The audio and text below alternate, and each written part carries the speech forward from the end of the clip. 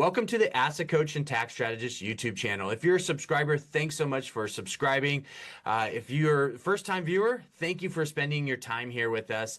If you like our content, please give us a thumbs up. For you new folks, Asset Coach Tax Strategist YouTube channel is based on the book Economic Termites. This is a book that I wrote a few years ago talking about taxes, inflation, time, laws and regulations. Also, I wrote a second book called Farming Assets. Those two books is really what this whole channel is about, addressing those situations and how they affect you and I in our ability to grow our wealth. So as an asset coach and tax strategist, my name is Robert Wolf. I am the CEO and founder of Terra Firma Business and Financial Consultants and its affiliates. We have a bunch of companies that we've built out this ecosystem surrounding the basis of what we talk about on this YouTube channel. So if you're not a subscriber, hit that subscribe button. We drop episodes every Thursday. Again, if you are, thanks so much. And let's get into this next episode. So if you watched my last episode, we talked about this next part of this episode, and I'm not sure how many episodes this is going to fall into. Maybe this one and maybe three more. I have no idea. I'm kind of going through this process because there's so much crazy stuff going on. So if you looked at the last episode, we talked about debt a little bit, the 38 trillion. We talked a little bit about kind of what decisions is the government, and it may have almost seemed like there was not a lot of organization to that last episode. It was like, what's Bob talking about? It just feels like he just said, hey, I'm going to jump on YouTube for 15 minutes and just throw up whatever's in the top of his mind. But there's some logic to what I was doing there. May not sound logical, but there is some logic to what we're talking about here. Is we need to understand and kind of take a step back. And let's look at economic termites. And if you, like I've said before, if you've watched anything that I've done before, I'm pretty consistent to these economic termites. So I wrote a book called Economic Termites. And what is a termite? Something that eats away, but you don't know you have a termite problem until what? The damage has already been done, right? Termites eat from the inside, and then when they're done eating, that's when you start seeing remnants of a termite problem, and that damage has been done. So economically, we have termites. So that's the whole thing of economic termites. So what are the main four? Taxes, inflation, which we'll say is a silent tax, right? The devaluation of your spending power. Time, and then laws and regulations. Laws and regulations being our politicians, kind of the queen termite, right? And so we were kind of hinting in the last episode, and I've talked about this in previous episodes too, is debt. Debt is a termite. Now, there's two sides to that coin. There's bad debt and there's good debt. Leverage is leverage, and debt is debt, where you really got to be mindful of it, because debt means that you're borrowing money from somebody else. It means that they're lending somebody money, right? That's the two sides of the coin. And there's a mutual relationship and agreement as to the benefit of both parties. Or someone wouldn't lend you money if they weren't going to get something back, and that would be the interest, right? The cost of that debt. Now, the more risk you are, the terms will determine to the lender what the value more back to them is that they're comfortable with. Meaning, higher interest rate means that you're at risk. This is a higher risk debt, that they're going to earn more for those dollars. Okay. If it's a lower interest rate, then there's less risk. There's certain terms that structure to where the lender is not risking as much. Okay. That's how you can determine that. Plain and simple. So that's why when credit cards, you have credit card debt and it starts hitting 16, 18, 30%. This is why Trump's putting a cap on this. He's not doing it because he's a nice guy. He's doing it because he wants you to have more cash flow. He wants less money going to the banking system. And the reason being is that after 2008, and we started having a lot of this liquidity into a lot of money printing in 2020, a lot of money printing, a lot of that money from the banks didn't get into the system. Okay. So what happened was the banks got this money from the Federal Reserve, and the Federal Reserve said, hey, if you store it here at the Federal Reserve, Federal Reserve will pay you money for that storage. So the Federal Reserve became the bank's bank. But it created liquidity in the Federal Reserve, but it was the bank's money. So who didn't get it? You and I.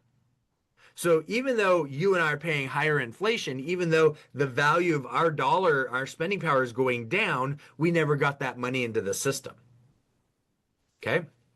So as we looked at this debt, these laws and regulations, so now we got to start looking at, okay, what is the US dollar? It's a currency, it's a value that the United States government backs at. That's all it is. That's fiat. It's just paper, literally just paper. Okay. Now the key here is the value, the relationship back and forth. Okay. So what's happening is that the U.S. has this debt. The world countries have this debt that you and I, the citizens, are lending to these institutions, and they can't pay us back. So what the United States government's starting to do is say, hey, there's value in other assets. There's value in other assets, right? So the U.S. didn't really like what was going on with Venezuela. You had from one party, you hear that there was the guy that was the president was a terrorist. You hear from another party that he was a figurehead for China. Whatever the case may be, he's not there anymore, and the U.S. government has taken. Now, here's the key. Why? Because there's minerals. Now everyone's making it about oil, and that's important. But there's also a lot of other mineral resources that is in Venezuela. The same conversation goes for Greenland. Okay? The earth, God created this earth to have everything we need to use.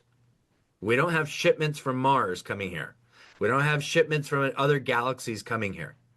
Everything we have is due to what's on this earth. Okay. And God bless people with brains and some with different types of brains to be able to figure out how to use this rock to all of a sudden now I can use this thing here, this phone. I don't understand it. But over the evolution of evolving in technology and trying things, we are where we're at today. And in 20 years, we'll be a completely different spot than we are today because of the foundation that we created today and the foundation 10 years ago created and foundation 10 years before that created. Okay. So the point of all this is that we need to understand that there's value in resources. Okay. And that's really what's happening right now is this value, but also the government understanding that the dollar, and this happens all the time. Look at history. Look at history. Rome failed because of what's happening today in the US. History repeats itself. The dollar, the currency, with inflation, devalues, and it eventually crumbles. So you have to find valuation. So what did we do? In the 70s, we went away from gold because we needed the value of the dollar to increase. And that's when the Central Federal Reserve started doing more interest rates. We had high inflation because they were trying to figure this out and creating this own valuation. But oil is a resource, and all these other minerals are resources. But here's the thing. What's that mean to you and I? Right? We're not going to go out and start stocking up barrels of oil and gold reserves and have our own little vault in our house that you have your own minerals because now we can't use a credit card or a dollar. I'm not saying that at all. Okay? Our way to transact, right, used to be bartering. You have 3 eggs.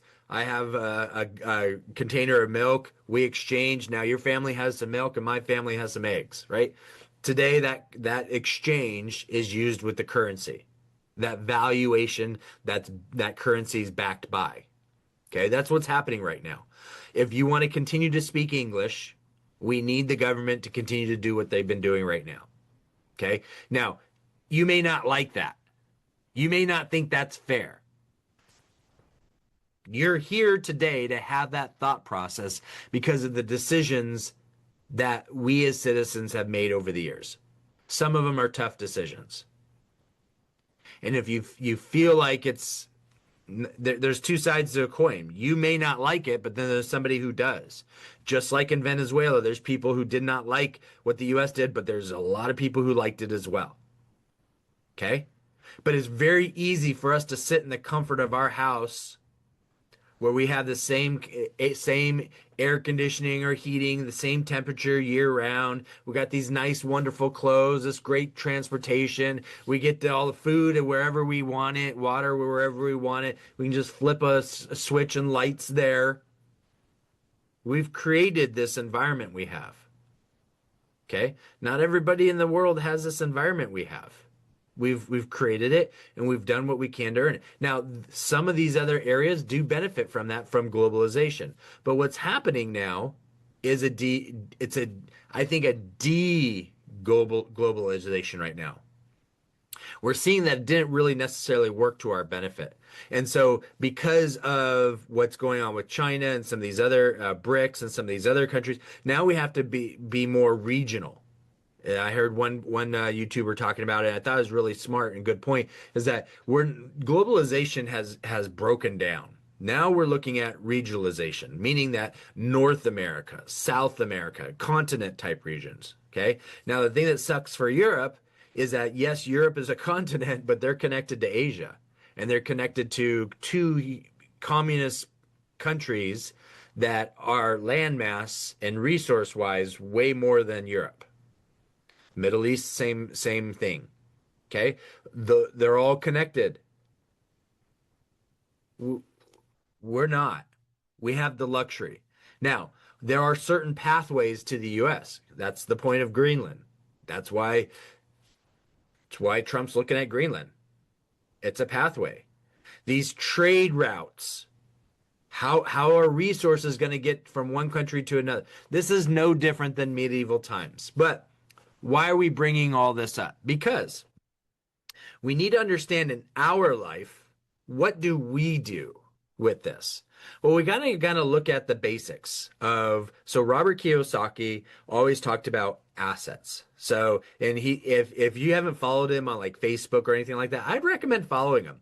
He does, whether it's him or whoever on his team, they're doing a very good job of creating very good content and understanding what are the core basics of what do we do. So one of his posts was, if I lost it all today, here's what I do. Okay. He said, first, it wouldn't scare me. It wouldn't change who I am. And it wouldn't take me long to rebuild. Here's why.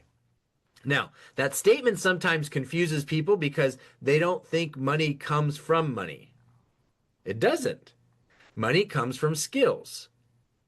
Robert Kiyosaki says, if he lost everything today, he wouldn't sit around crying about the market, the Fed, and politics. He'd go back to the same three things that made him wealthy in the first time. First skill, understanding real assets, real estate, business, hard assets. So something we teach our members is something we call the asset buddy system. And the asset buddy system is structured and designed around real estate, business, and we, instead of hard assets, because hard assets are difficult for us to purchase and use as currency. So what we use is cash value life insurance because it allows us to have our own leverage, allows us to have our own asset class that is tax free, but it also ensures the value of the family value, meaning the death benefit of life insurance. Insurance companies insure everything we see. They're one of the largest industries outside of oil. Okay. So insurance companies own oil. They insure oil, right? Insurance companies understand the value of exchanging cash and value back and forth. And so that's our safe asset, if you will. Okay. So we call it the asset buddy system, real estate, business, and cash value life insurance. Now, Robert Kiyosaki talks about hard assets, which I don't disagree with. Okay. It's just, again, much more difficult for the average person to use hard assets in their normal day to day. But here's what happened. He learned real estate and he understood real estate more and more. Now, real estate's a big world. And so we work with a lot of physicians and they want to invest in real estate. Well, what kind? For what purpose? What's your outcome? What do you want to do? Right? But you don't have the time to actually invest, be in real estate, so you could be it as an investor. So what kind? What kind of team members, what kind of skills does your team members have to build this real estate portfolio? These are very important questions that most of our doctors don't even have the answers to. They just know, well, I just know I need to go into real estate because of like comments like Robert Kiyosaki, I'd go into real estate. What's that mean? Okay. Now, real estate moves with inflation. Paper promises don't. Okay, so what's that mean? So if let's say you have an apartment complex, people are living there. When the value of inflation or the dollar, right? Inflation goes up, the dollar loses value, rents go up. It allows real estate allows your assets to appreciate with inflation, stay ahead of inflation. Now, when the currency weakens, that real estate just doesn't disappear, right? It stays. And people need roofs over their heads. Okay? So that would be the first thing. The second is sales. This is very important. If you can't sell, you're always dependent on someone who can. That's why he went to work. Robert Kiyosaki, if you've ever read his books, he started off at Xerox because they had at the time they had the best training program into sales. It's not because he loved copiers and that sort of stuff. It's because he wanted to learn the skill. And the skill of communicating today, that's what sales means. Sales means the ability to communicate to another party and create that exchange in value. Okay? So what's the problem today with people with these little phone things, right? Is the ability to communicate. People have a inability to communicate now. People have a difficult time, public speaking being the number one fear. Why? All you're doing is talking to somebody. But there's a lot of people out there. Yeah, it's no different if you had 100 people in a room. If you had a one-on-one conversation with every single one of those people, all 100, you'd be fine. But if you decide to save your time as a currency, so if you said, hey, I think I value my time a lot, wouldn't it make sense for me to stand right here on a stage and talk to all 100 of them at the same time? So I'm not saying the same thing 100 times. I'm saying it one time to the 100 people, and my time is value. That's a currency, right? So the ability to communicate is what Robert Kiyosaki is talking about with sales, is the ability to understand confidence, how to communicate, how to exchange that value from one party to another.